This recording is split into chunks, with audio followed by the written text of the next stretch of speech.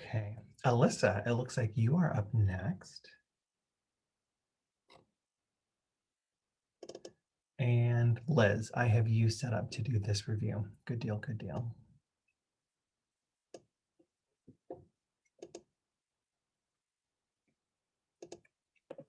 Okay, let me just test my screen sharing.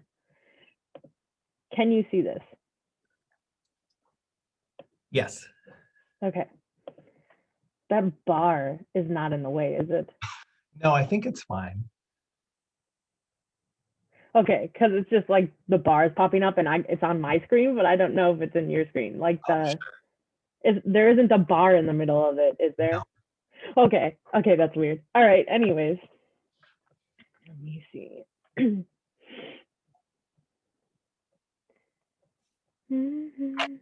Okay. All right, I'm good when you are. You can hear me okay? Yep. Okay. Hi, I'm Alyssa Conzit, and I am here to educate you on the effects redlining has had on Black Americans in the past and in the present. Imagine you and your significant other are super excited because you are about to get your first home and you're ready to start your new life. Oh, but wait, you can't. Why? Because nationwide insurance just denied you coverage for your home. So, because of your color of your skin. This is more common in the housing market today than you may think. I will get back to this later in my speech, but for now, let's move on to the background and history of redlining. In 1934, the National Housing Act was put into place and the Federal Housing Administration was established. In 1935, the Federal Housing Administration enlisted the Homeowners Loan Corporation. This corporation created the residential security maps. This was in 239 cities. These maps created a pattern of disinvestment in Black neighborhoods while continuously investing in white neighborhoods. As you can see in my map, this is a map of Brooklyn. When the neighborhoods are outlined in green, they're ranked as number 1 and were predominantly white. Blue was ranked as number 2 and still desirable. Yellow was ranked as number 3 as declining, and red was ranked as number 4 as hazardous, which was predominantly Black inhabitants. And economist Gary Dinsky states in his 2017 scholarly article that redlining forced minorities to crowd into rental housing in restricted portions of the city. This allowed for landlords to charge extremely high amounts of money than they wouldn't have been able to do otherwise. Redlining has everlasting effects on Black Americans through the disparity of retail, health, job opportunity, and education. This has developed into an intergenerational wealth gap. Now that I have discussed background information, I'll move on to my first topic, disparity in retail. Redlining has created a loss of investment from outside sources, resulting in little accessibility to daily life necessities for these neighborhoods. Retailers like chain grocery stores and gas stations were almost impossible to find. A study done in 3 cities in 2011 by Myers C. and his team, published in the Economic Inquiry, found that gasoline prices increased in poor neighborhoods in all 3 cities, and they have less access to chain grocery stores. So they may be more likely to shop for food and daily items at these convenience stores, which have higher prices.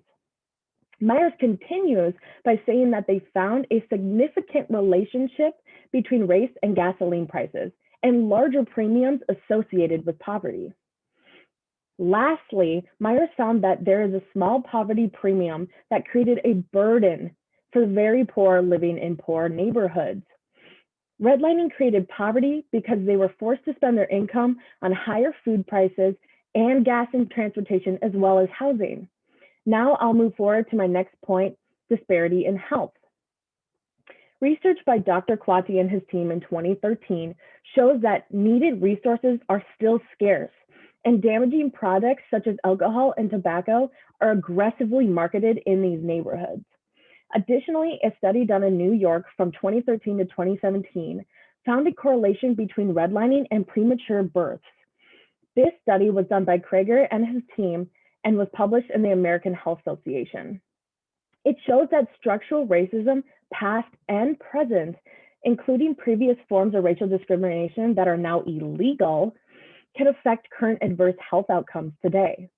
Within this study, infants born in New York City from 2013 to 2017 in areas where redlining were present were more likely to be preterm.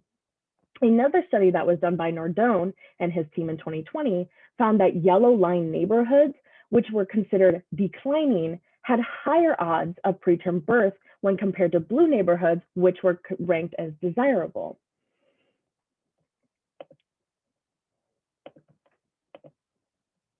So, as you can see in my graph here with the green and blue bars, this graph shows a percentage of deaths of preterm babies. And as you can see, Black Americans have a much higher chance of preterm babies resulting in death than any other race, and the numbers have only increased since then. Now that I've discussed how redlining has affected the health of Black Americans, I will move on to my last point on how redlining affects job opportunities and education. Black neighborhoods often have difficulty in attracting business and employment opportunities, according to Kawati. With little investment in Black neighborhoods, there were far less jobs available. According to Dr. Kelly's article in 2020, she states that recent research has shown that racially restrictive housing policies cause poor educational outcomes. Housing policy affects the outcomes for low-income communities by not giving them the resources they need to succeed educationally. Because Black neighborhoods had less job opportunities and were charged much higher prices for rent and food and gas, they did not have the excess money to invest into education when compared to white neighborhoods.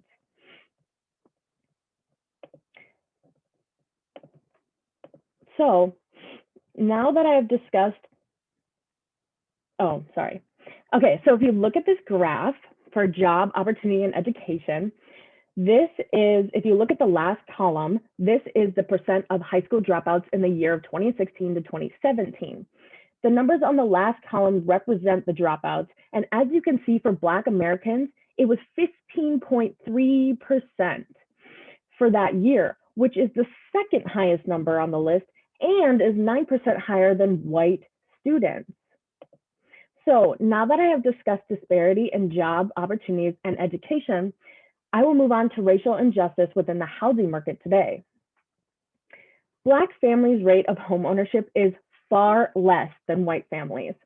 According to Michelle Singletary, a writer for the Washington Post, stated in her 2020 article that only 45% of Black Americans own their home, compared to 73.6% of white Americans.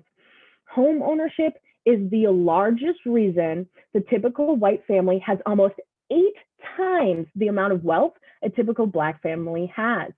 And this gap can be directly linked to redlining. Also, the state line analysis of federal data found that neighborhoods where homeowners were mostly Black, the home values had decreased since the year of 2000. And this was published in 2020, meaning it is still happening. So, as you can see in my infograph, this is a graph taken from Zillow, and you can see it is from 2001 to 2015, and the houses had hardly increased at all for Black Americans, where housing for whites were already higher than Black Americans. Also, if you take a look at the wealth gap graph down here, wow, that's a mouthful. You can see that the average median net worth for Blacks is the lowest and grows about only 100,000 throughout their lifetime, where white Americans' median net worth grows from 100,000 to almost $1 million by the time they reach retirement. From these examples, you can see that Black Americans are still continuously facing unfair treatment around the nation through the housing market and home values, which is hindering their ability to grow intergenerational wealth. Now that I have discussed racial discrimination in the housing market today, I'll move on to my conclusion. Redlining pushed Black Americans into undesirable housing, where landlords would hike rent ridiculously high. This was taking their hard-earned money away from their income and was forcing them to not be able to invest in other things like education. Retail, like groceries and pharmacies, were scarce, resulting in Black neighborhoods having to spend more money on food and gas, and paying higher gas prices as well, resulting in an increase in poverty. Today, many Black women face health issues far greater than white women. Job opportunities are lessened in Black neighborhoods, education has less investment, and Black Americans still face discrimination in the housing market today. So, from my presentation, take with you the information I have shared. Learn and understand that intergenerational wealth gaps were not created by Black Americans, but by past hardships bestowed upon them from health disparities, low job opportunities, and little investment in education. Let's not forget that these issues came from the government's passing of the National Housing Act, creation of the Federal Housing Administration, and Homeowners Loan Corporation, which produced redlining. Thank you.